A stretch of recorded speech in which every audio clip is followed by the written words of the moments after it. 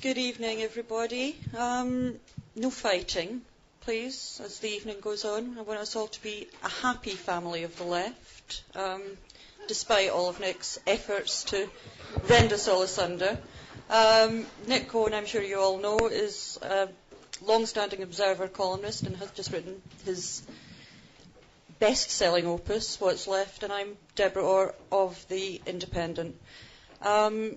I think the first question I want to ask you, Nick, is again and again in the book, what comes up is the idea that the left often succumbs to the idea that one's enemy's enemy is one's friend.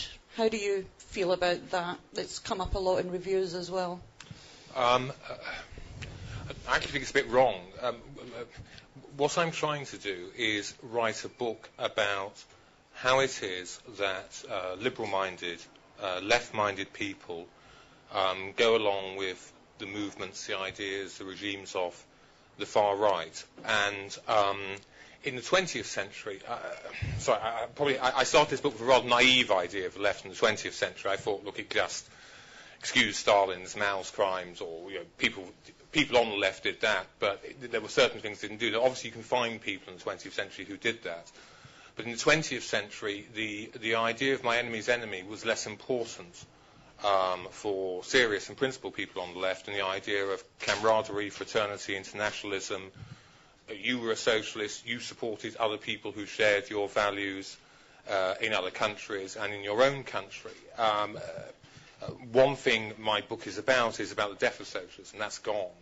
And how when that goes, then you do get my enemy's enemy as my friend. You do get people who, for good reason, I keep emphasising this in the book, I hope I do anyway, for good reason, infuriated by Anglo-American policy, say, go along with ideas and arguments and people who just once have been totally taboo.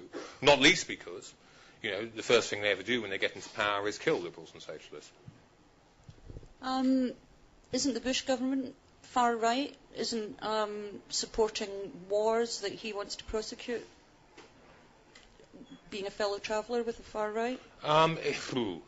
Bush government isn't far right in the sense it's a democratic government, bound by a constitution, bound by a Bill of Rights. I'm talking about totalitarian movements of the far right. Supporting Bush's wars may be right-wing, but the problem is because Iraq has been such, for good reason again, has been such a huge thing, and it is a huge thing. It is an extraordinary business. In reviews and writing about my book, all everyone talks about is the Second Iraq War. Well, that's only 2 chapters in my book, both of which begin with me saying that opponents of the war had vast numbers of good points and were right on many things. But what is very, very revealing to me as someone who comes from the left is just the complete lack of support, not just in Britain, but all over the world, with honourable exceptions, for people in Iraq who wanted something better after 35 years of a tyranny that you could describe as fascist. And I don't throw that word around lightly. I don't say your dad telling you to get your hair cut is fascist, or a policeman asking you to move along to demonstration is fascist. I mean the full thing. The great leader, the campaigns of ethnic extermination, including with gas, the protocols of the Elders of Zion, the wars of foreign aggression. And I've knew before the war and got to know better since, Iraqi socialists, Iraqi trade unionists who have just been. It's not just in Britain in particular, you had an anti-war movement led by an extraordinary alliance of the far left and the white far left and the Islamist far right. But the whole liberal world just saying this is illegal, and not thinking for a moment about where that leaves people in desperate circumstances, with the odds probably, hopefully against them, but criminally incompetent administration and Al-Qaeda and the Ba'ath Party, who represent everything that they're a liberal nightmare. They are the ultimate liberal nightmare, blowing the country apart. Where that leaves them, this is illegal. Therefore, Iraq was a lawful possession of the Baathists. Therefore, anyone who is trying to build a successor regime is is somehow a receiver of stolen goods.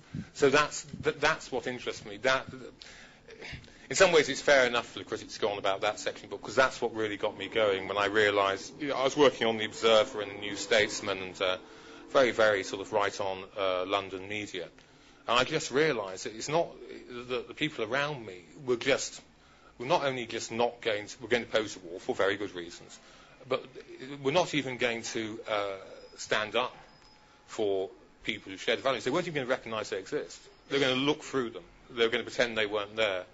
And that got me going on the whole thing of, what is your leftism then? What's it mean? Where is it a lifestyle choice? Is it a pose? Is it something you talk about at dinner parties?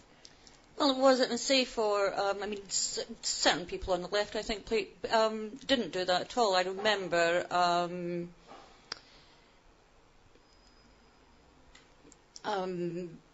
one guy sort of running out in front of Blair's car and holding up a banner saying, "Stop the war, arm the Kurds." That was Peter Tatchell. Yes, Peter Tatchell. Yes, there were various people who had been long-time campaigners against sanctions, long-time campaigners to get people out of Iraq as much as possible, to make alliances. Yes, sure. But and Peter between Iraqis. And Peter now has been doggedly doing that, and ever since. But if you move on from the war, just go back through liberal press, go back through, if you could do, go back through the archives of liberal broadcasters. You can hardly pretend that's typical. You can hardly pretend that there's been any feeling that what's going on in Iraq, somehow European left-wing values or liberal values are at stake, and somehow we have to take sides. People do like to say this. Peter throwing himself in front of the Prime Minister's car is one thing, and the trade union movement, incidentally, has been pretty damn good.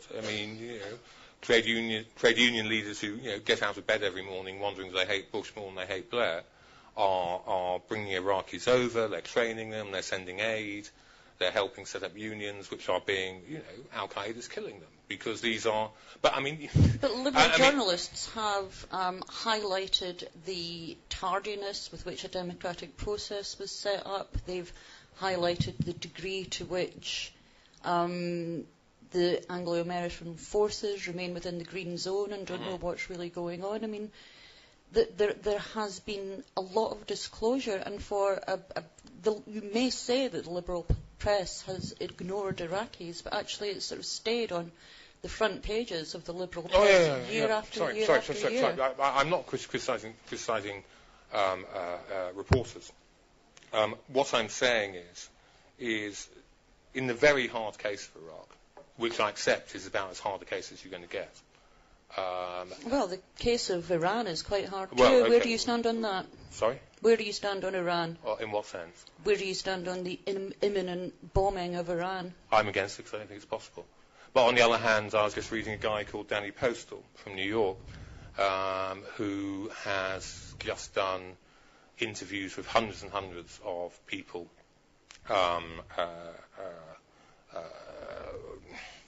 Left is a very hard word to use. Well, yes, there are lots of oppositional movements in Iraq who are desperate for change. In New York. In Iran. No, sorry. Left is a very hard word to use in America. But with liberal-minded people in New York, has written this extraordinary book, just saying, it's fine, obviously you oppose an attack on Iran, but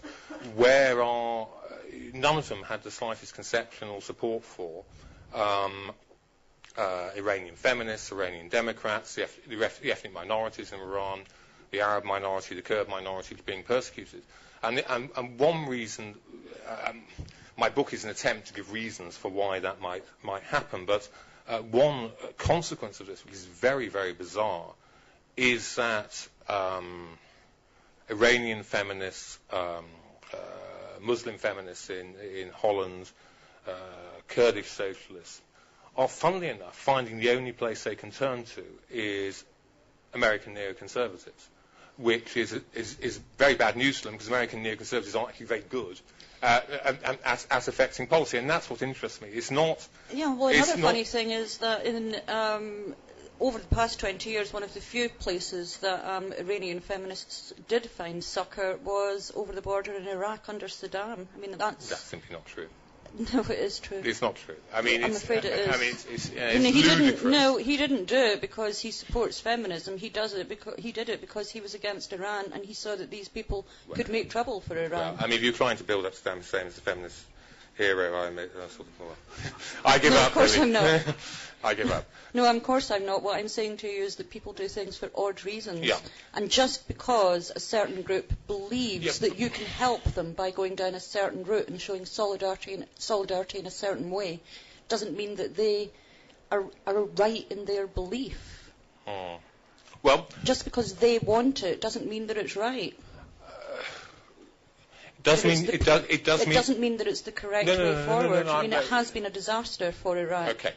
The war. It does mean that you have to admit their existence, treat them as equals. Even if you disagree with them, you have to argue with them with some mutual respect, and not just wipe them off the pages.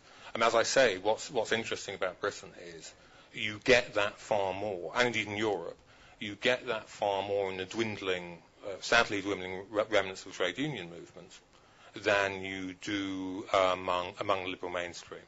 Not just the intelligentsia, but the Liberal Democrats, who, for perfectly good reasons, might say, one really creeps out for Iraq now, never feel the need to say, well, we've spoken to people in Iraq who would share some of our values of liberalism, and even they disagree with we talked, and no one ever asked them.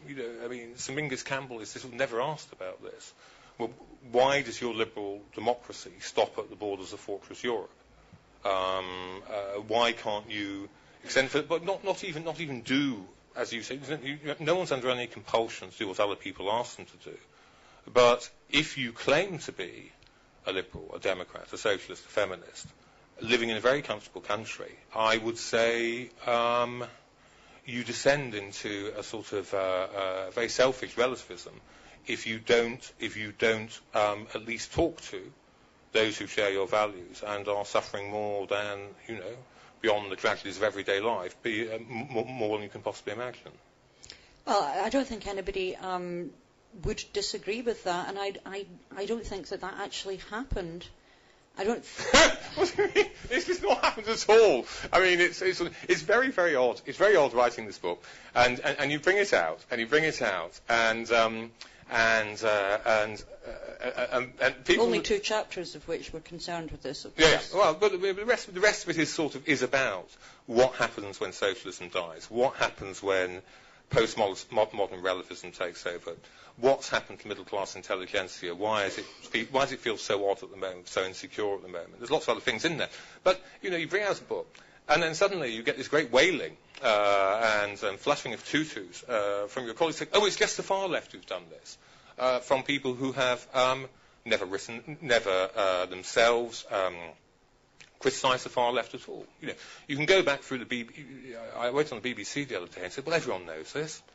I said, don't bloody listen to the BBC, mate. I mean, BBC has never covered what's going on in the East End of London, of how white Trotskyists and Jamaati Islami are falling in alliance, and just how bizarre this is, and how weird this is in 20th century terms. You really have to go back to the time of the Hitler-Stalin Pact to find anything like that.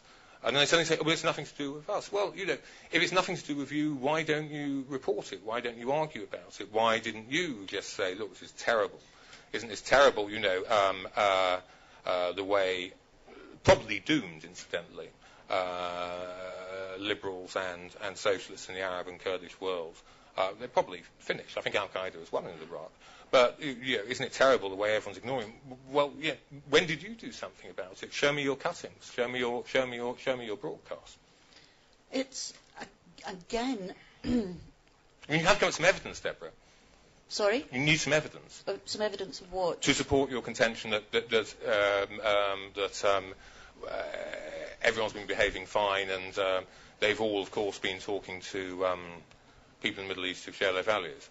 I accept that the media can be reductionist, but I would suggest that your own book is extremely reductionist in many ways as well. You talk about Islamic fundamentalism all the time without really seeming to understand that this is far from representative of what most Muslims believe and what the general trend among Western Muslims is. I mean, you're in danger of caricaturing vast, a fifth of the world's population yourself, and that's a really well, I hope I don't. Dangerous thing. It would be a dangerous thing. In fact, the first line of the Runnymede Trust definition of Islamophobia. I mean, some people who don't like Islamophobia at all think it's ridiculous to say you can't, criticism of religion is a kind of racism, which I agree with. But there is, I certainly know such thing as Islamophobia, as this irrational hatred of people for being Muslims.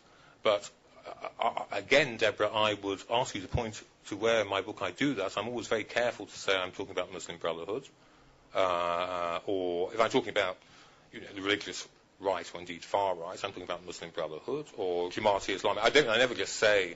I mean, one place I talk about.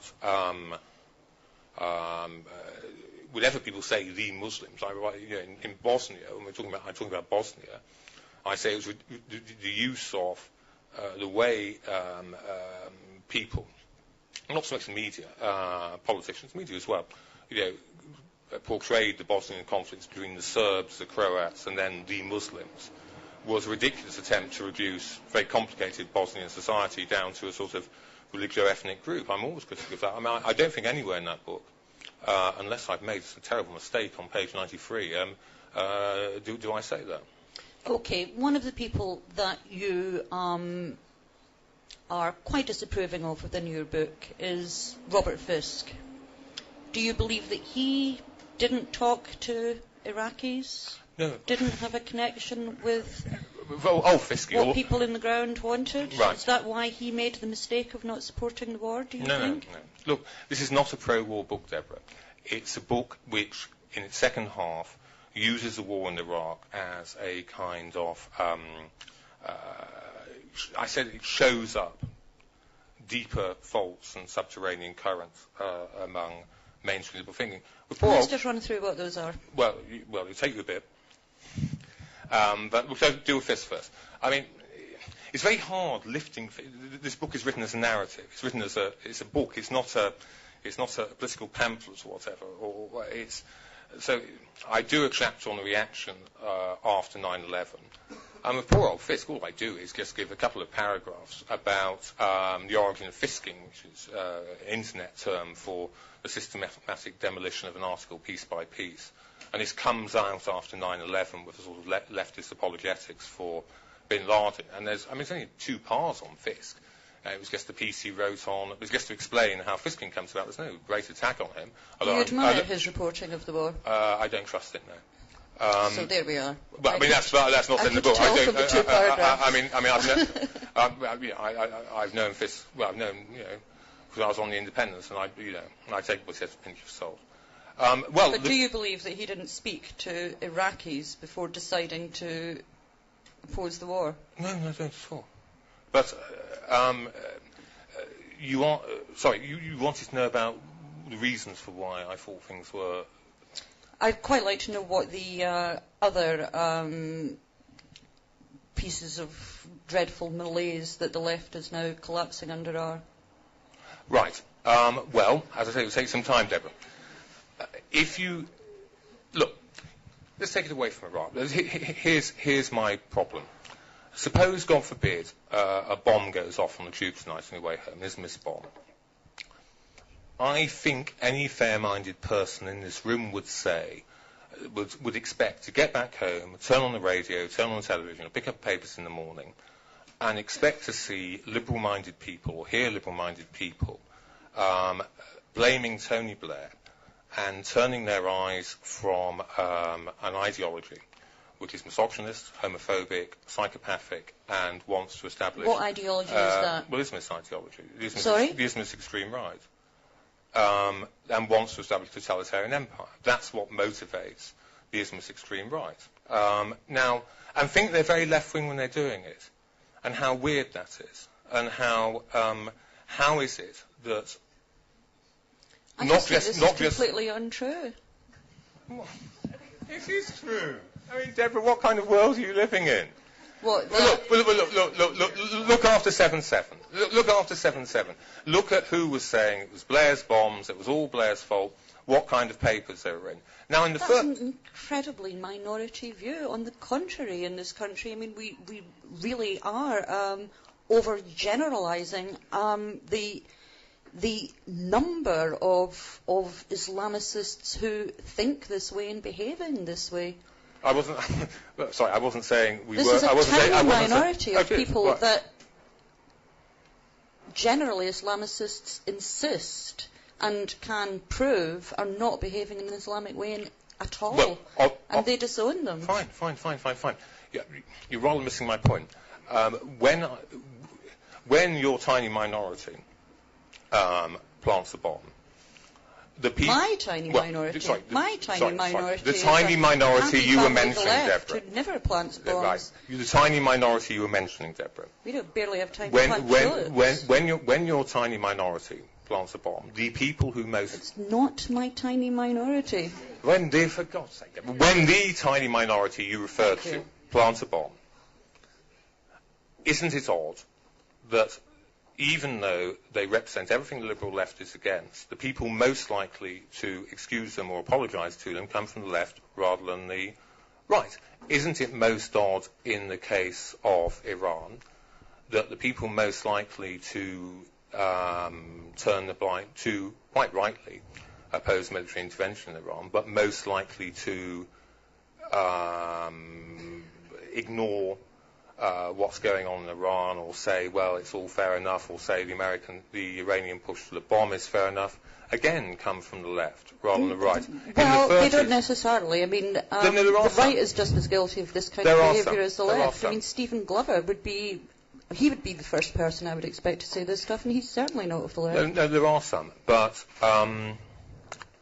isn't it, on the whole, these tend to be arguments from the left rather than from the right. CND is now openly welcoming the Iranian ambassador in and is complaining about the United Nations just trying to impose an entirely peaceful resolution on the Iranian nuclear program.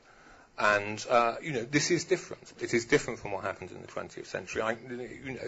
In the 30s, you were most likely to see defenders of far-right movements among conservatives. There were people on the left, and I talk about them in my book, who did this.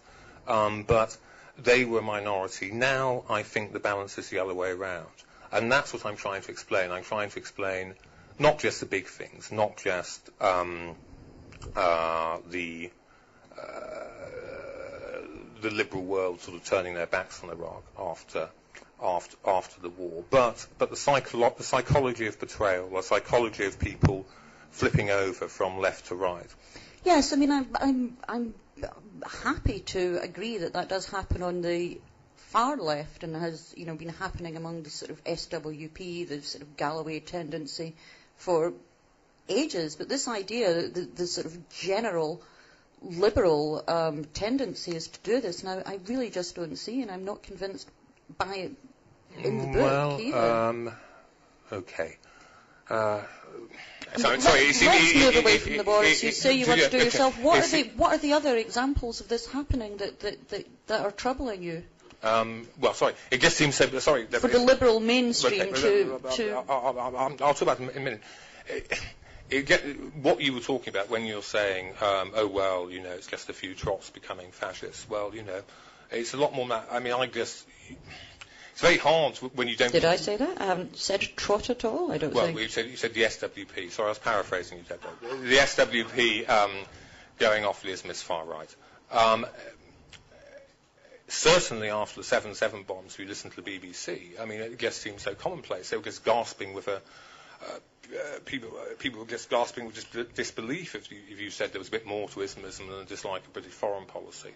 I would say, I keep going back to the original basis for why I think something's gone wrong, that the best thing about the 20th century left, and God knows it did some terrible things, But the best side of it was this idea of fraternity, was this idea that if you were a socialist in Paddington, you would at least talk to socialists in Iran, or if you were a feminist in Paddington, you would talk to feminists in Iran. And you do not necessarily agree with them, but at least talk to them and treat them as equals. And I do not see a great deal of that happening. And here's why it's mainstream. There's I'm not about to tell the name of the school.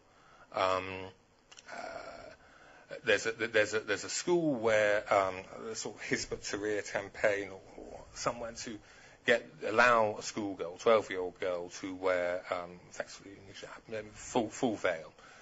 That is being her case in the High Court is being funded by legal aid to the tune of hundreds of thousands of pounds. There are Muslims in the home counties who are desperately trying to raise money because the school can't afford to fight it for secular-minded Muslims for the school to fight the case, and that is not in Britain a great liberal cause, or so we should be helping out, we should be making a great fuss about this, or what have you.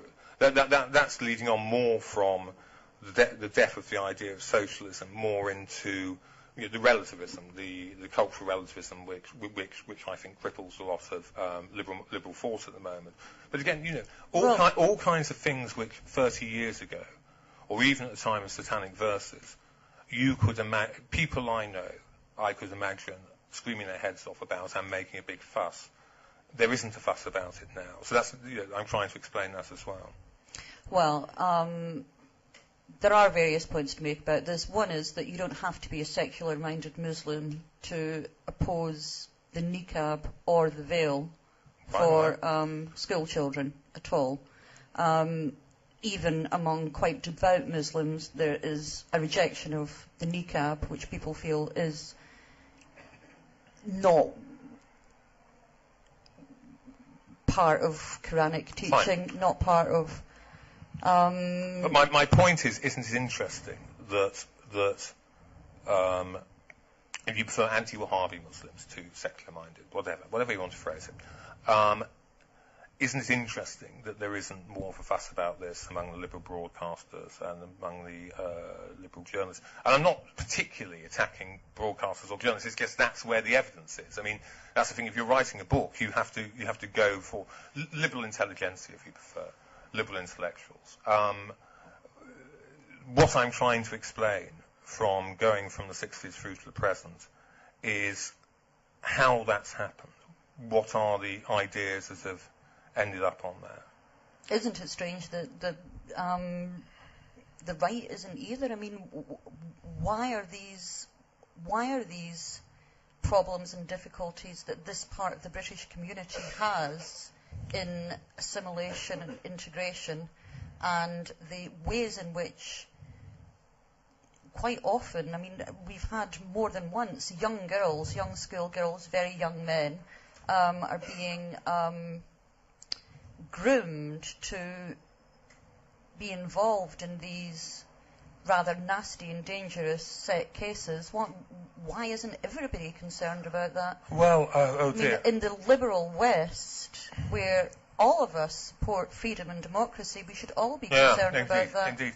I think Britain's got particular problems. I mean, I think, first of all, a good thing about Britain is we always were a multicultural society. Britain has never had the sort of modern revolution, the unitary state. The Union of England and Scotland. Scotland's got a separate legal system, tolerance, all of that. I mean, British people, for good reasons, are uncomfortable about criticising, interfering with other people's lifestyles too much, outside Northern Ireland, of course. Whereas a French secularists from the Republican tradition have no problems about this at all. Like I said, we're going to ban all religious symbols from school. The schools are the state is secular. We're not going to do that. So there's that. That's a part of it. That's a good side of Britain, but a side that's a bit dangerous. I think fear plays a part. I mean, you shouldn't underestimate fear. I'm always very struck that satirists will pound the Catholic Church, but be bit careful with Islam, because there's a bit of fear in the background that some nutcase somewhere might just let loose, and so they do that. But less important as fear, I think one of the best sides of our country is, in the way they do, is in the way of the way things always turn into their opposites. One of the best sides of our country is now producing some very, very bizarre results. You know, Cherry Blair, great human rights feminist lawyer, defending the burqa, which is, you know, and all of that. Someone wrote something very interesting about my book. He said what it reveals is that the right, which in Britain, which ought to be at least have sneaking sympathy for religious fundamentalism, is most likely to be against it at the moment, whereas the left, which ought to absolutely hate it, is most likely to make excuses for it. It's a very, very confused time, I think. Who do you believe makes excuses for religious fundamentalism? Oh, well, sorry, I work at The Guardian, New Statesman, I see it all around me every day. I get up and turn on a Today programme, and I go to bed, listen to Channel 4 News and go to bed. I mean, good God. Often very depressed. Who doesn't? It's just everywhere, Deborah. I mean, look. The left has a long tradition of attempting to understand what drives people to terrorism. That's true. The left, it's not new for the left to be an apologist for terrorism. They did it during the Troubles in Ireland as well. Oh, yeah. Did it bother you then? I didn't really think about it much then. My colleague Henry MacDonald, the Observer's Northern Ireland correspondent, is actually getting a book together on the left and the IRA, because it really does bother him. And it bothers a lot. It bothered me. I didn't really think about it much. I mean, look, I know this is very odd, Deborah, but the thing that really got me going, and I appreciate I'm in the minority about this, was Iraq, because I'd covered a lot of asylum seekers, and so many of them were Iraqi.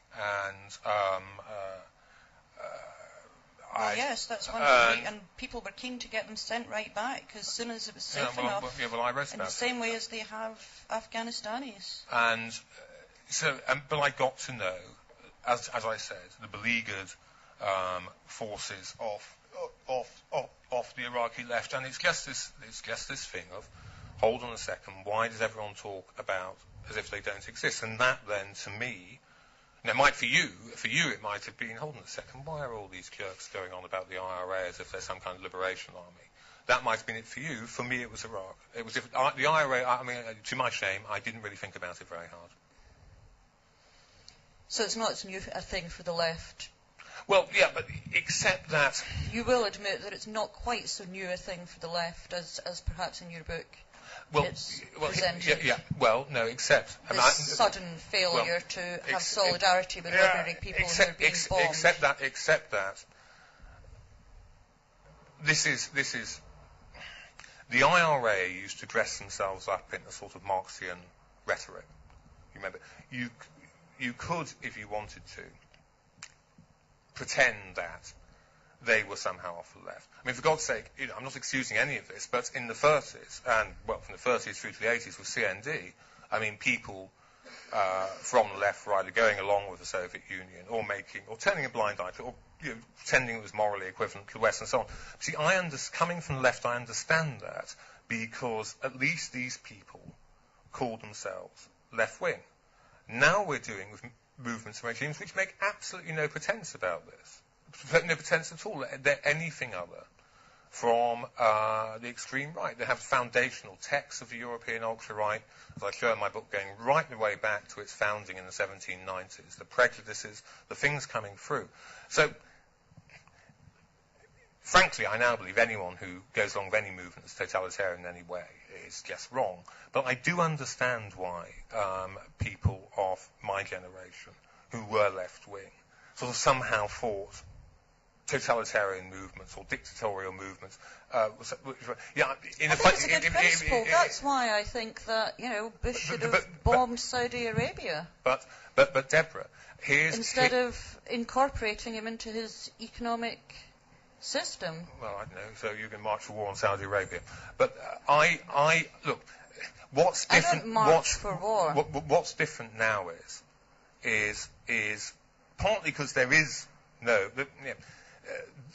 hardly anywhere in the world are there vibrant left-wing movements. We can talk about South America. We won't have an argument about that in a minute. Because what's different now is not people going along with totalitarianism who were left-wing. I mean, you can still see that even today with Cuba and what have you. It is people going along with totalitarian movements of the right. And that is very, very different from 20th century. You can find examples. When I look at what happened in the Blitz, when pacifists and communists and their fellow crowds thought, oh my God, we're going to have to support our own country. We can't do that. And I look at the Trotskyist sects of the 70s. But it's nothing like on the scale it is now, Deborah. It really isn't. That is new, and that's quite interesting. But simply because you don't necessarily think that the response to 9/11 is to bomb Afghanistan with shock and awe, simply because you don't think the response after bombing Afghanistan is to move on to raid Iraq, and then after you've done that is to raid Iran, doesn't mean that you support the Taliban, that you support Iranian totalitarianism, or that you support Saddam. It's just seeing that this is not a good way of opposing them, and so it isn't. Fine, but if you then, or not just you personally, but if then George Galloway. Yeah, I don't know. If then the vast, you can look round world opinion, world liberal opinion, as represented in newspapers, in television, in social democratic parties of Europe. And if you then look round and say, yes, fine, you're opposing all of this, for good reasons, good for you, I agree with you. But you then notice they're not supporting people in those countries who share those values. We're democracies, and we have to try, first of all, to influence the leaders we elected to represent us. Nonsense. Because you're a democracy, you can try... What's nonsense? That's nonsense. Because you're a democracy, you have far more freedom to take up other people's causes than people in dictatorship. Why do you think... You can take up other people's causes by directing your government, which is the one with the army, to not behave in ways that are going to make the situation worse. Surely, that's legitimate. But if you then stop there and don't say anything else about, for instance, the Kurds of Iran or the Azeris of Iran, or London's packed full of Iranian socialists and feminists who are spending a lot of their time picketing CND and Liberal Democrat meetings. They're so fed up with the way they're being treated and the way they're being... They're not in favour of war either, Deborah. If you're serious politically, you have to do a bit more than saying, I don't like what my government's doing and I want to stop that. Precisely because you've got the freedom to speak and to lobby, and in your case, write in a national newspaper, you can do things that people in dictatorships can't. And it seems a pity to just waste it all on very limited protest. And what, writing a book is a much bigger protest, is it? Oh, I do what I can. I mean, what do you do? I mean, of course you do. I mean, you just, you know... Well, I engage with people. Well, so am I. You know, I mean, you can say, well, you know, writing a book, well, what good does that do? But you just have to do what you can, don't you? But I think that people do try to do what they can, and I think sort of... Well, sorry, I misinterpreted you. I thought you were being rather sneering to go writing a book's a protest, you know, as everything's futile. I think, you know, writing to your MP and expressing your worries about British foreign policy is perfectly legitimate. Yeah. I'd like to pressure a little bit about moving on to the things that the left is doing apart from things surrounding the war on terror, that are such betrayals on a broader scale of what you see as left-wing tradition. Well,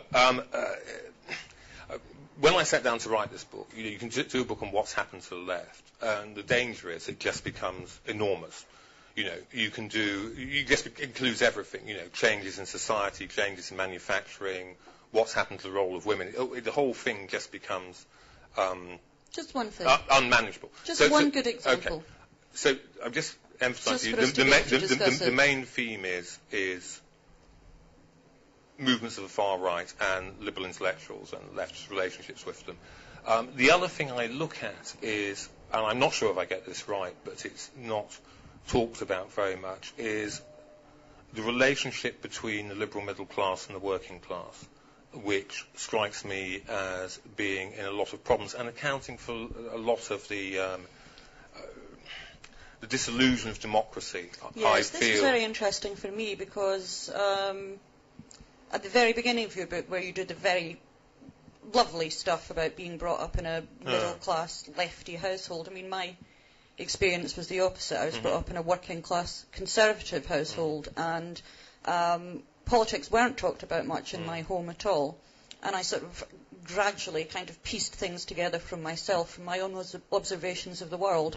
And when at about 14, I learned that when my mother talked about not getting your father into politics, and they got into politics and there was a terrible row, when I learned that it was because he was right-wing compared to everybody else, I was incredibly shocked. I mean, I'd sort of, from the world around me, formulated a fairly left-wing approach, and was actually shocked and amazed to find that my parents didn't talk about it in front of me, much the opposite to you, and in fact they'd formulated entirely different opinions. I mean, my parents sort of, my mother had been made redundant 3 times before she stopped voting for Thatcher. I mean, it's an entirely different way to come from. And when I read your book, it struck me that prior to your sort of great revelation, to use the words of Muhammad, you were incredibly sentimental about the liberal left, and perhaps overly sentimental, and couldn't see that these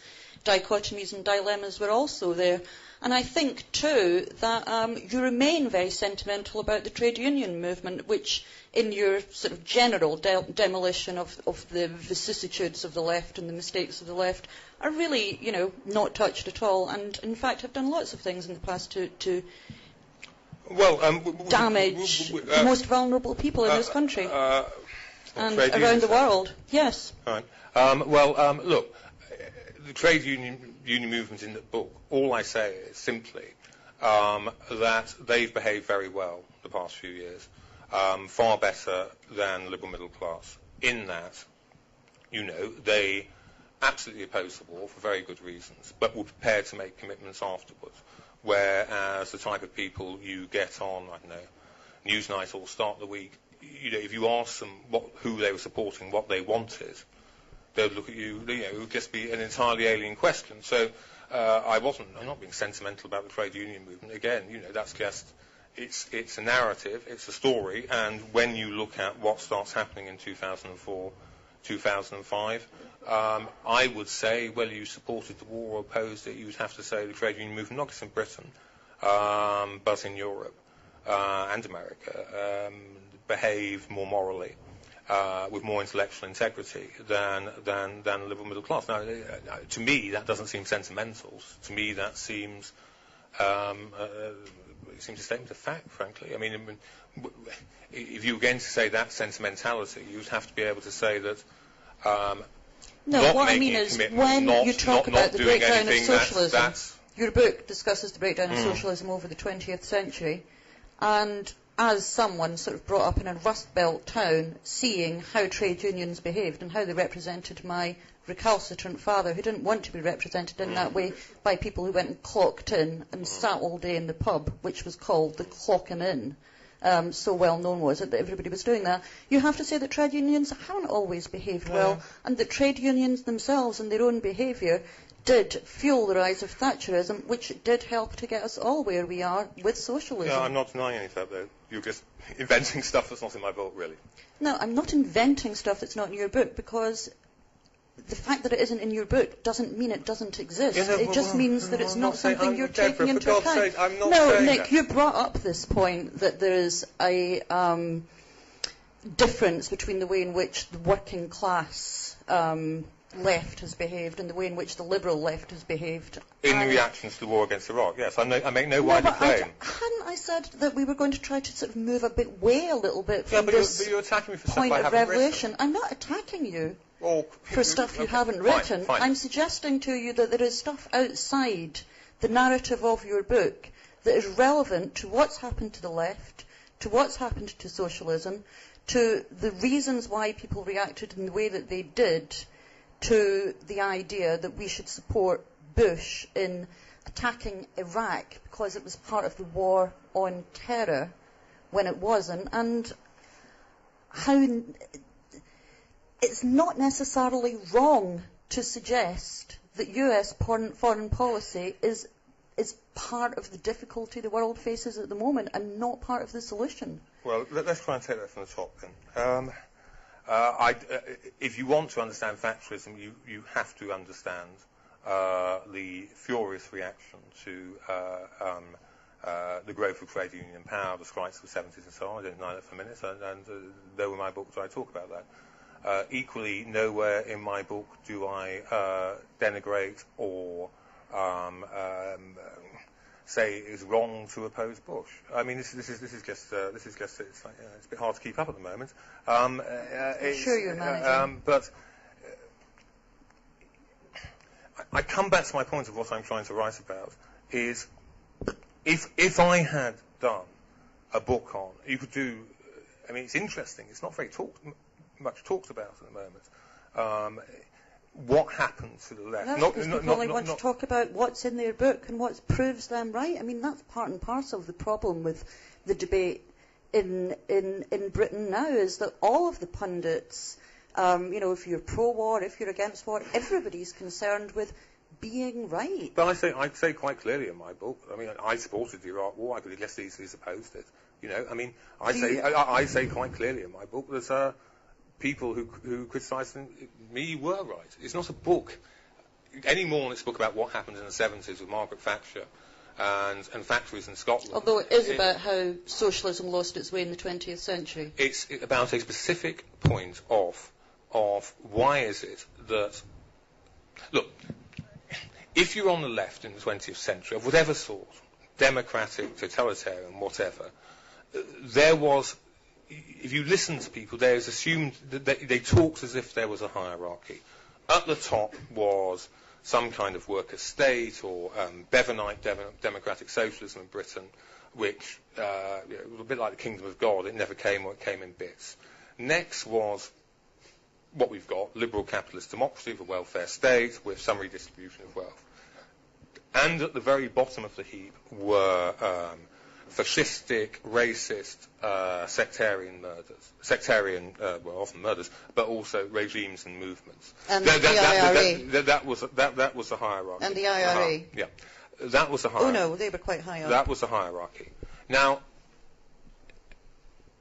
what's different in the 20th century is, with socialism gone, is why is it that those sectarian, religious extremists, fascistic movements, why is it that people from the liberal left find it so difficult to oppose them and fight them properly, when they're clearly going to be around for a very long time? Bush could be gone soon, Blair could be gone tomorrow. That's what I'm writing about. If you want me to do an entire history of the second half of the 20th century and go where the ideas of 1945 came, it would just be vast and unmanageable. That's what I'm doing that book on. That's what the book's about. But there is a widespread difficulty with opposing totalitarianism. I mean, not only the left is against it in this country, the right is against it in this country too, but nobody has any ideas about how to do it. You can see that just invading the country and Sure.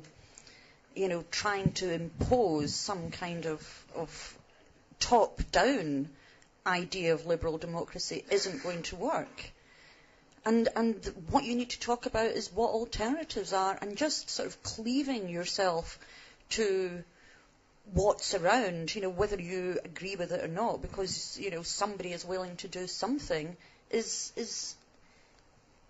just not a platform from which to criticise others, really. What I'm trying to do is...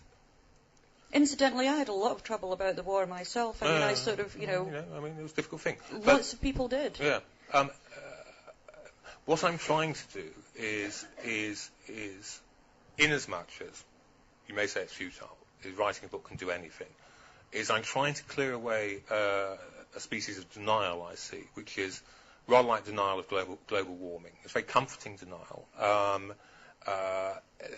The denial lies in the fact that it's all our fault, really.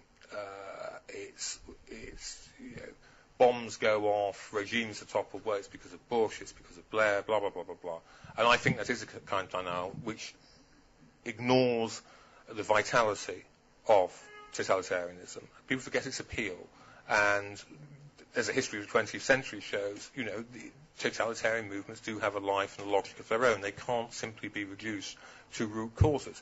Now, once that denial's gone, a bit like once the denial of global warming's gone, all you've got is clear ground.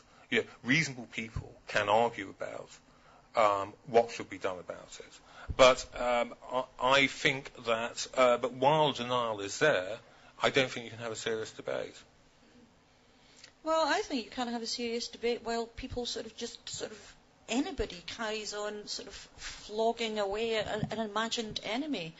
And I think that there is a huge tendency to demonise the whole of Islam as the enemy, and that there's a lot of very difficult and dangerous rhetoric all around that, and that in various ways our leaders and our press don't help with that, and that there's a kind of totalitarianism in saying we have to be against that sort of person for those sorts of reasons. It's lazy the way we sort of all talk about Islamic fundamentalists, and I only mean those ones, without really, really knowing which ones we mean and which ones are our friends and which ones are our enemies. I'm quite clear on that, and I'm also saying that if you can't support people in the Muslim world, including in this country, who share your values, that calls your values into question. It's also against your self-interest, because if you don't back people who may not agree with you on everything, you wouldn't expect them to, but if you don't back people who basically are committed to democratic values, then you'll make their defeat a little bit easier, and their defeat will be your defeat. But Muslim values are perfectly compatible with democratic values. No, the only thing that really we are strong on in the West that Muslim values aren't compatible with is neoliberalism. Well, you keep falling into the rather Islamophobic thing of slipping from. What I'm talking about are movements of the Islamic right. Al-Qaeda. I agree with you entirely that they are a huge threat. They are a huge threat. Islami. And have to be stood against. Yes, and good. Argued and fought down, of course. As for the rest, I mean, I don't know. I mean, it's. I'm not talking about the Muslims. I spend the whole book arguing against the Muslims, the Jews, the whites, this whole thing of saying we have got to politicise ethnic politics. We've got to stop thinking that left and right are colour-coded terms and only apply to white people, that within Hinduism, Judaism, Islam, there are lefts, there are liberals, there are rights, and there are extreme rights. I mean, I thought one of the most interesting things that's been written about this book came from a chap called Martin Kettle at The Guardian. And he put it far better than I did, actually, in the book. He said, look, it's very, very hard to see what the left as what is the left today? Partly because I go into so much of what liberal-minded, left-minded people in this room 100 years ago would have wanted has been got. Victory is a kind of it empties you because there's nothing worth fighting for. It is very clear across the world what the far right is, and I think that if people, indeed, democratic conservatives, democratic-minded liberals and leftists should be able to oppose that and should be able to support the victims of those movements, the opponents of those movements. I mean, I know it's only a little thing you'll say, oh, he's only the mayor of London, he doesn't matter. But, no, I can't stand Ken. It's awful. But, I mean, Livingston's alliance with al-Qaradawi, who's a key theologian in Muslim Brotherhood. No, it's absolutely appalling. No, but there are again, beleaguered and probably on the losing side of history. It looks like that's at the moment. Mainly Egyptian liberals who petition the UN saying he's one of our preachers of hate. He's a threat to our lives if we speak out. All for female circumcision, killing the gays, killing the Jews, all the rest of it. And one of the leading figures of the British left chooses to ignore them and go with their enemy. Yeah, that's absolutely appalling, Livingston. That again is, again, not very much comment about it in the liberal press. Well, not very much fuss about it. Nothing on the BBC. This is odd. This is worth fighting, and it's worth arguing about, and worth trying to understand how we got into this state. Of course it is, but just as we're talking about a right-wing minority of Muslims, we are also talking about a tiny left wing in Britain that is. Yeah, well, yeah. Look. I mean, who's that? We're doing the thing is, it's a mirror image of the two things. We allow the Muslim right to shape our own views too much, and we allow this. Okay.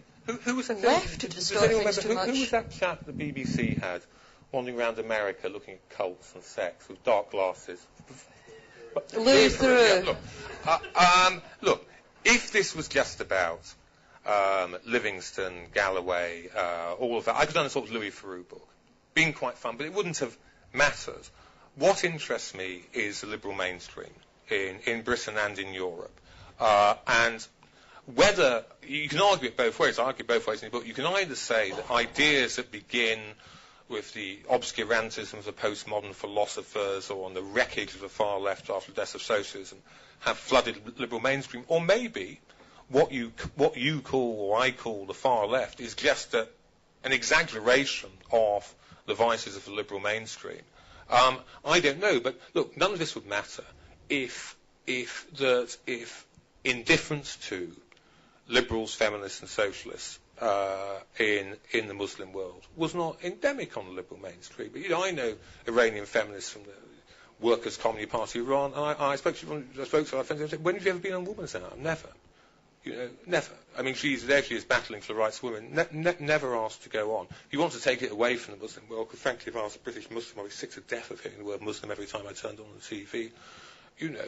China ought to be an absolute nightmare for anyone who vaguely calls themselves left-wing. They've got the Communist Party represses free trade unions, sends their leaders to the camps, and at the same time as allowing Western corporations far more power to exploit than they would ever enjoy in the allegedly capitalist West, even remotely capitalist, really. And again, while none of these things are issues. So on the one hand, you get people. Not you, Deborah, of course. But on the one hand, you get people who seem filled with righteous anger and political commitment.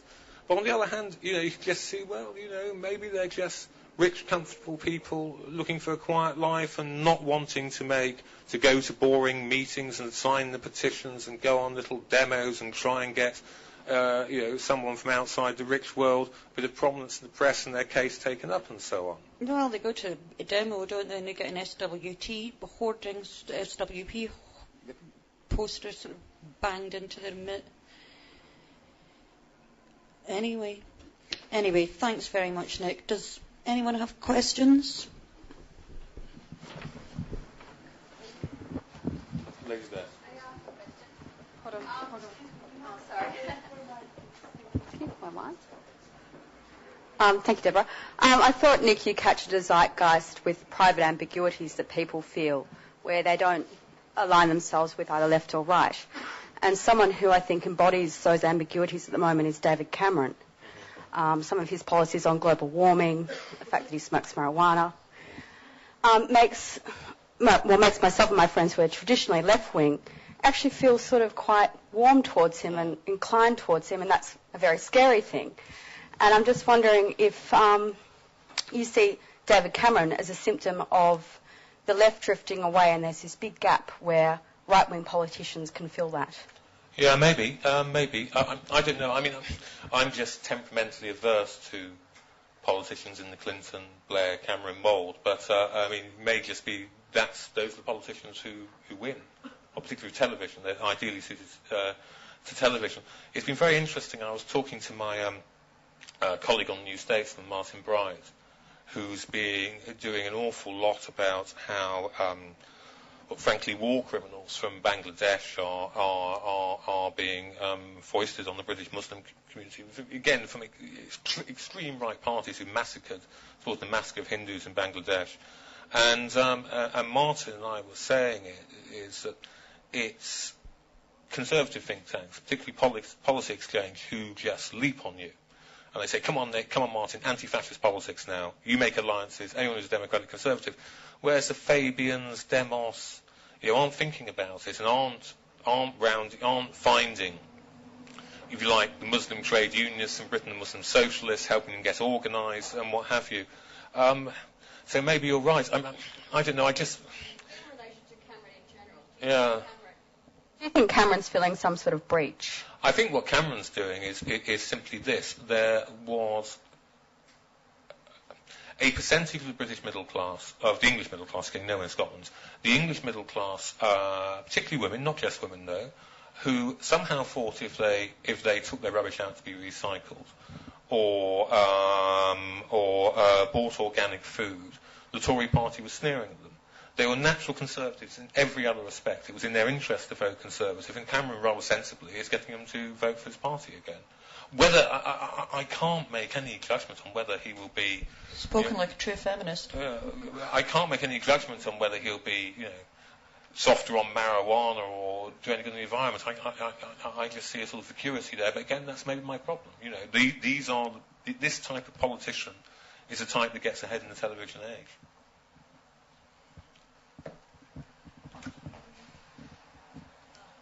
Thank you. Thanks very much. I enjoyed it immensely. And I've read your book, Nick. Good. You pay for it? No, I didn't pay for it. Doesn't want to give Murdoch his money. I donated the money to somebody else rather than Rupert Murdoch, your publisher, which says something. You started by saying that socialism was dead, interestingly, at the beginning, and then went on to define a credo based around ideas of socialism. But I don't want to get bogged down in that. It seems to me that there's a lot of nostalgia in your book for an idea of the left that I'm not sure ever really existed. And what I want to ask you specifically is what were the victories of the anti-Stalinist internationalist left between the Spanish Civil War and the present day? What were those victories exactly? And what is your view of an internationalist left wing? On what will it be predicated? What are the values and the institutions on which this, rather than just having a chat and a cup of tea with a trained unionist from somewhere, what is it? Because what I detect in your book is a paucity of any real ideology other than erecting an idea of Islamofascism to be contrary to. And what I want to know is what are your positive values, your positive international institutions? What is this ideology of the left to which those of us who find it very, very hard to subscribe to your position on the Iraq War are so painfully derelict and not belonging to? Why do we get condemned as postmodernist moral relativists, whereas we may just be involved in a genuine, set of real confusions to which there are no easy answers? What are your easy answers? Well, I don't know. God knows what it's like at the breakfast table at the All-Self household. It was we play this all the time. So sorry. All right, okay. Look, first of all, the main triumph for Britain of the anti-Stalinist independent left was the 1945 Labour government, which was left-wing and anti-Stalinist to a T. And what was its international victories exactly? Did it defeat the Communist terrorists in the layout? It's just impossible to keep up with your bloody family. It's just question after question. It's sort of, speech after speech.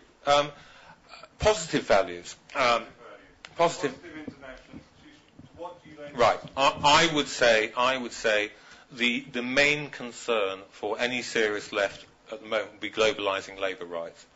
So that, for instance, you would not, you should oppose China being in WTO on actually perfectly good free market principles that countries that ban a free market in labour, ban free trade unions, are as much erecting a barrier to trade as opposing a tariff war. I would say that is the overwhelming concern for anyone who is serious about left-wing politics, is ensuring that the benefits of globalisation do not go to countries which deny rights to their citizens and allow them, if you like, in market terms, an unfair advantage. But do you believe in the free movement of labour throughout the world? I don't think that's possible. I do believe in equal labour rights. Free movement of labour happens anyway in the long run, but I don't think no government would survive it allowed completely open borders. It might be the kind of leftist flag you might like. No, which I'm talking about trying to improve conditions for people in their own countries. So they've got to stay where they are they? Well, you shouldn't just want to. No, but this is just a sort of contradiction in you're the person who's erecting themselves as being somebody who is examining what's wrong with the left. Now I'm asking you for some positive views. Well, I'm just giving you one. Positive views are running into the sand. I'm just giving you one. I'm saying that no one should be. The countries should not be allowed the benefits of globalisation, most notably under the WTO, but also under the IMF and the World Bank, if they use the suppression of labour as in effect a tariff barrier. Okay, fine. So what about international intervention? What should be the criteria for intervening in the activities of other sovereign states? I find it. I agree with the UN Genocide Convention. When a country commits genocide, it loses its Westphalian protection. Okay. Now, whether you can then intervene to stop genocide is a highly difficult political matter, which I agree the Iraq War has made far worse from my side of the argument. But I don't think that people like Saddam Hussein should be allowed to commit genocide, and once it's over, saying, "Hey, fine, you're a happy member of the international community." I don't. I think that there are crimes against humanity on a huge scale. You set the bar very high that a sovereign state loses its sovereignty over.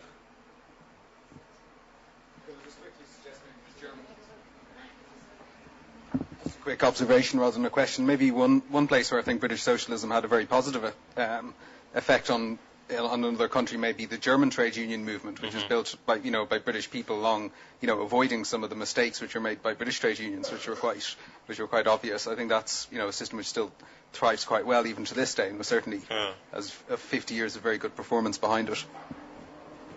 I mean, what I keep trying to tell people this is not people trying to make this book far bigger than you have to be thousands of volumes to fill some of the expectations of it.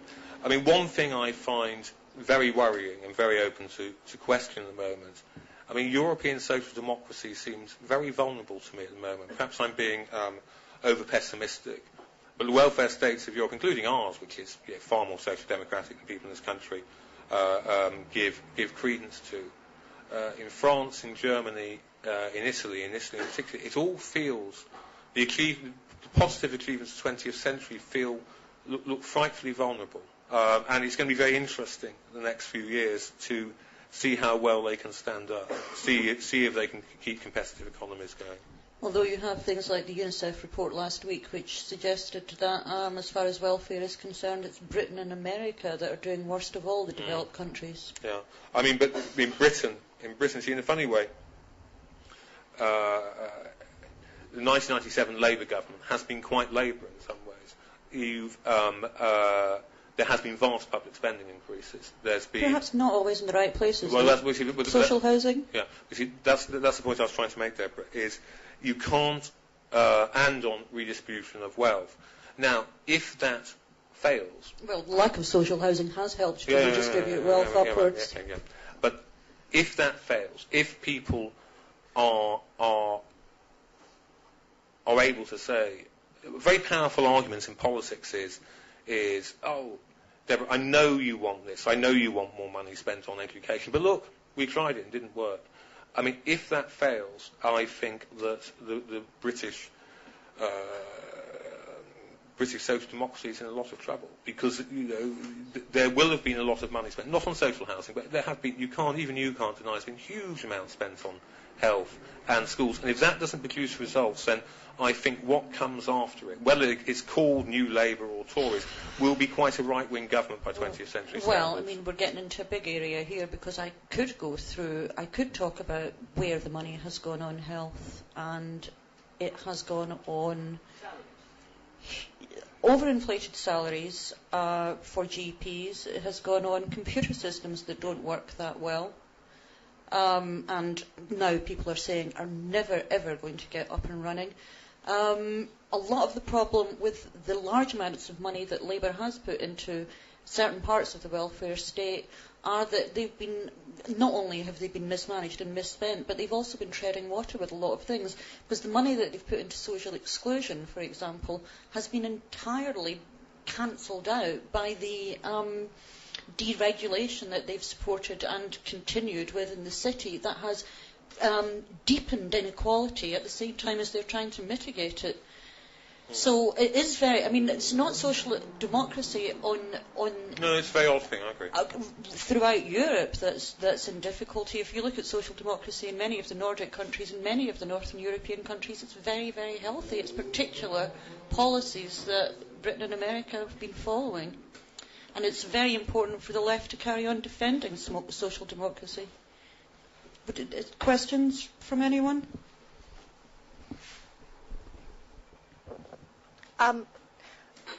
It seems to me that one of the sort of central arguments tonight has been about how much we understand the threat from Islamic fundamentalism. And there's obviously been this debate about, but we're just talking about the far left, we're just talking about the SWP and the fact that they don't understand.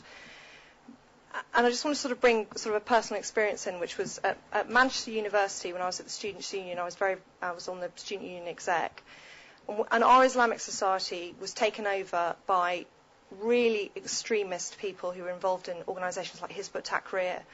And the reason why I raise this is because I was a member of the Labour Club, and we suddenly stared in the face this threat that we didn't understand. We were people, my generation, brought up to believe in multiculturalism, and there we were, confronted by people we didn't understand, and we damn well had to understand them very, very quickly who they were. They did not believe in what we believed in. They did not believe in democracy. They did not believe in pluralism. They didn't believe in the student union. And so I think that while we sit here and we talk about, is it just about the SWP, is it just about the far left, up and down the country, on student campuses, these debates are playing out.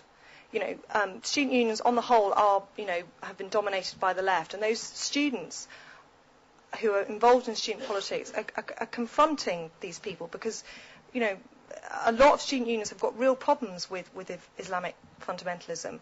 So all I'm saying to you is that at the kind of grassroots, if you like, of politics, lots of students are confronting this on a day-to-day level. So therefore, it is a much bigger problem than just talking about George Galloway, just talking about the SWP. These arguments, these dilemmas are being played out, and I sure as hell had to grow up very, very fast, and it, in a way, was an extraordinary political experience for me and for my peers, because we had to, it helped me certainly to shape my politics and my left-wing beliefs, because I had to stare in the face who these people were and what they believed in, and therefore that's why it's been a fascinating debate today, but I can assure you that this debate is happening on student campuses around the country, and it's sure as hell happened in Manchester. Yes, it's absolutely true that campuses are targeted, and that's why it really is important that we do have to fully understand the complexities of what's going on in the Muslim world. The reformist movements, the traditionalist movements, there are all kinds of them. All of them from different countries are culturally informed as well in their different ways. Lots of things that we think of automatically as Muslim practices aren't Muslim practices at all. It's very important that rather than just chucking around words like war on terror and Islamic fundamentalism, that we really do get a grip on this religion and culture and understand who is our friend and who is our enemy, because if we don't, we're stuck. We're really stuck.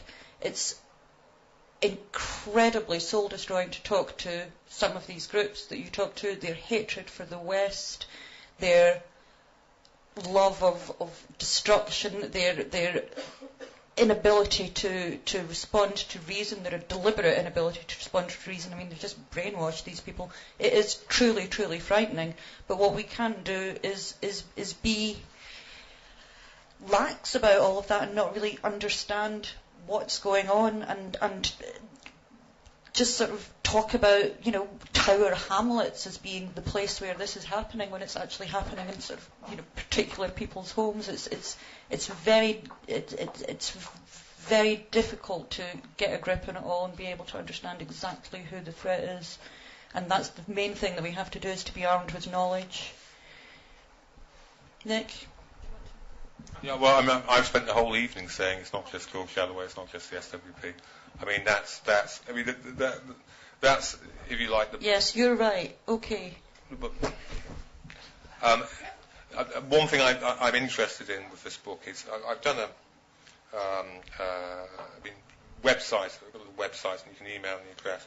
An awful lot of emails from students and people in student unions, who are having to cope with the kind of things you cope with, and have sort of been. I was interested to say you say it's the most political experience you've had, are becoming politicised and thinking things through. I mean, I think it's in some ways we've lost the concept to fight groups like that, because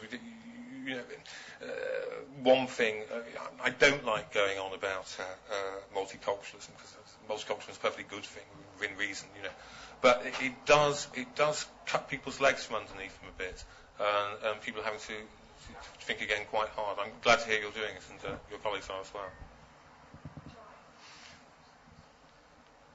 Yeah.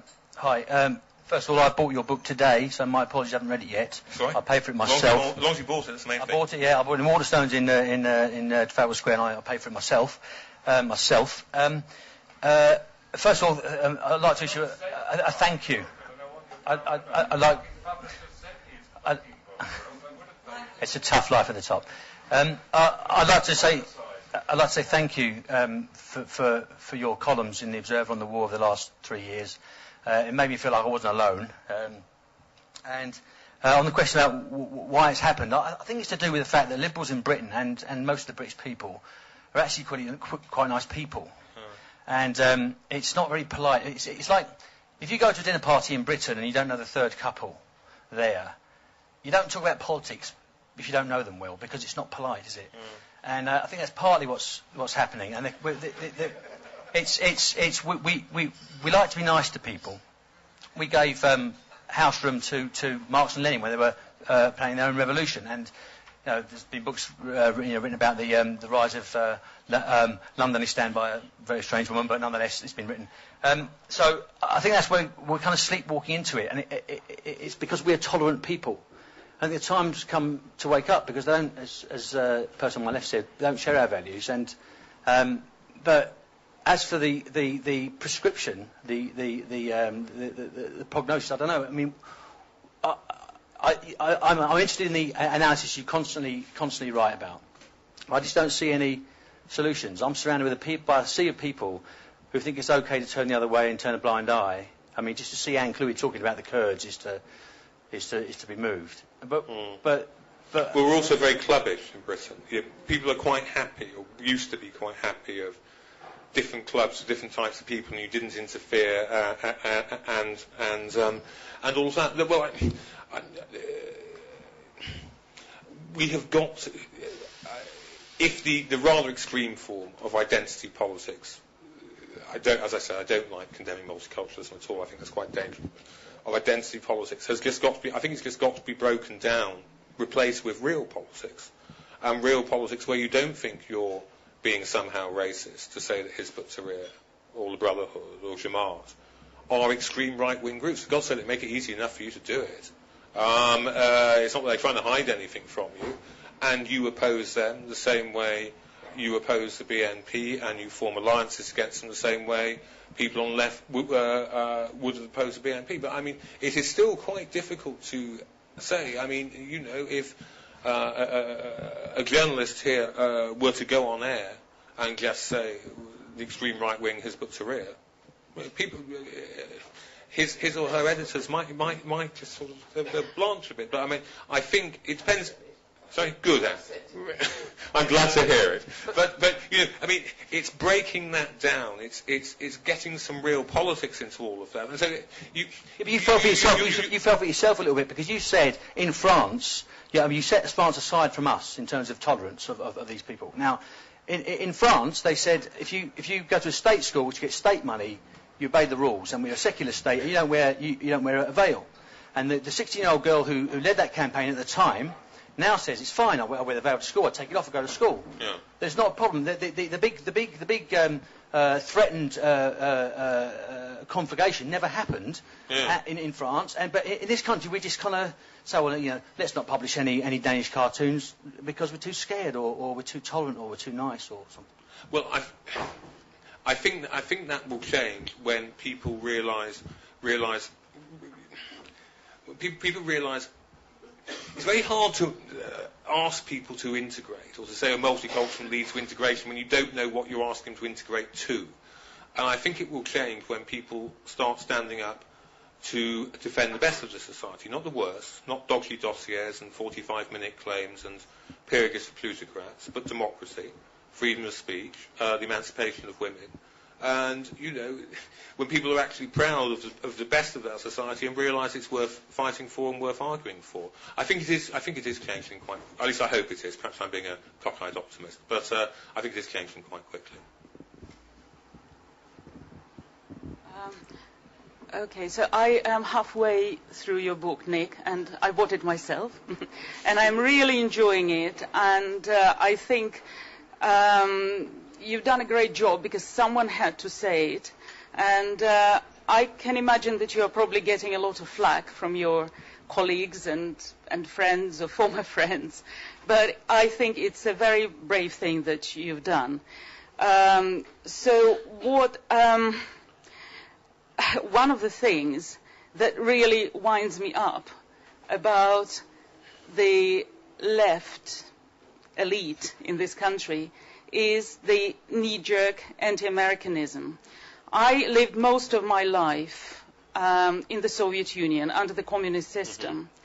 And for me, the idea that American and British systems are the greatest evil in the world is, frankly speaking, laughable.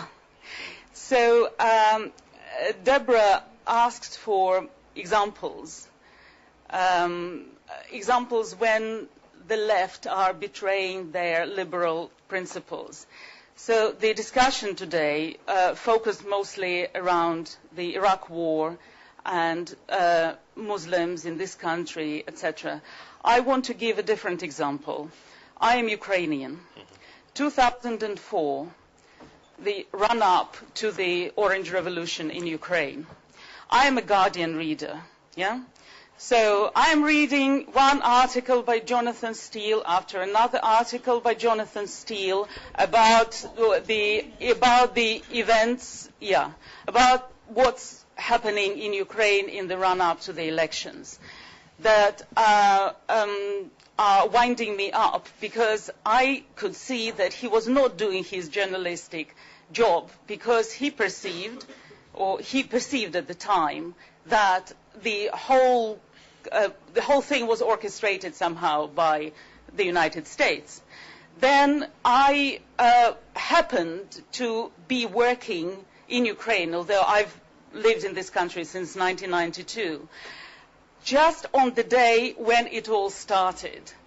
And it was an absolutely amazing thing. I know Ukraine and Ukrainians pretty well. I know that they are not the people who go to the barricades like this, One of the best-known Ukrainian sayings is, my house is at the end of the village and I don't want to know anything. So for Ukrainian people to actually go out en masse, in these freezing temperatures, it was something completely unprecedented for my country. And people really made themselves proud because for the first time they went out to defend their dignity. They wanted to have free and fair elections. And the authorities, the corrupt regime, was treating them like dirt. And then, I turn on my computer, say 2 days into the Orange Revolution, go to the Guardian website, and I can see another article by Jonathan Steele saying, of course, it's all arranged by the United States. And I'm sorry, I would very much like to believe that all these old, little Ukrainian grannies who were spending the last kopecks from their miserable pension were getting these kopecks from CIA. but it was not true. And you see, people were defending things that people in this country, including Jonathan Steele, are taking for granted. Just the right to fair and free elections. Yeah. And the left media, yes, but it was published in the liberal media, and there were quite a few articles actually saying that. It's very funny you should say that. I mean, Steele, I just regard as a lover of totalitarian, really, whatever system, anything these days. But, I mean, a funny thing you should say about the Orange Revolution, I didn't get it in my book, but something that got me going on, just forget about the far left or the far right, whatever you want to call them these days. The liberal mainstream, there's a phrase I heard from, I think it was a BBC correspondent, it might have been a newspaper, because I could never find it, but this disillusion among the liberal mainstream with democracy. I heard some journalists, not an extremist at all, looking at those crowds in Kiev and saying, unlike us, they haven't learned how bad democracy is. And I thought, you silly, spoilt, stupid man. Exactly. But that actually set me off on the whole thing of the book, just listening. And I wish I could find it. I've searched. We've got newspaper libraries at the Observer, and you can put in phrases, and I couldn't find it. It just haunted me ever since, that sentence. And I thought, dear God, there's something going really badly wrong. Anyway. The word spoiled is spot on. That's the word that comes to my mind. Thank you. How much do you think, and it's a question to both of you, that a lot of this issue is perhaps a push for absolutism in definition of what is left and what is right, and a push for people to be defined as for or against something, for the war, against the war, for the Republicans, against the Republicans, for Labour, against Labour? Do you think that there has been a shift in politics that has pushed for this kind of definition, that has perhaps led to this kind of issue where people that you would perhaps usually ascribe as being traditionally left are perhaps more confused? I think there has been a lot of breakdown in the traditional ideas of left and right.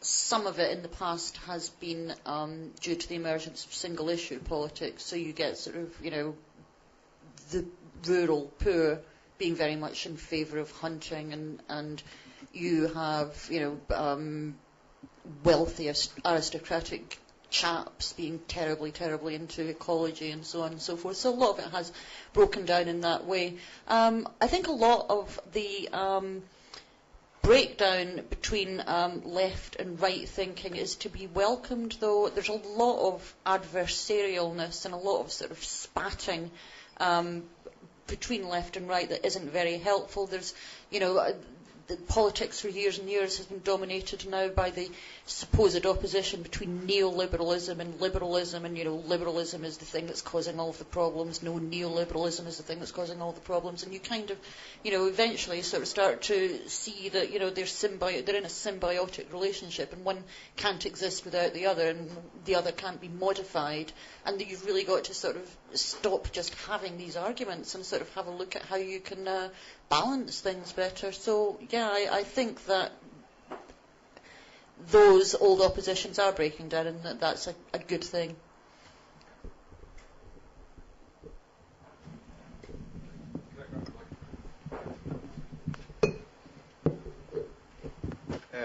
It's been a very interesting discussion, but I'm surprised to find one point that the two of you are in agreement on is Iran.